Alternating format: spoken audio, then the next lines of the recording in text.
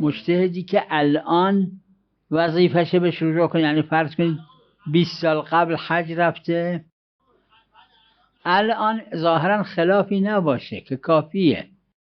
اما خلاف در اینه که اگر فرض کنید این 60 سال قبل 70 سال قبل حج رفته و بی تقلید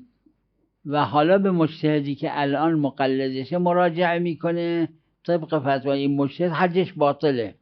اما اون وقت که حج رفته مطابق فتوای مرحوم مصطفی الحسن حجش درست بوده، اما این اون وقت استناد به فتوای مصطفی الحسن نکرده بوده. عرض بنده و فرمایش جماعت از فقها اینم کافیه،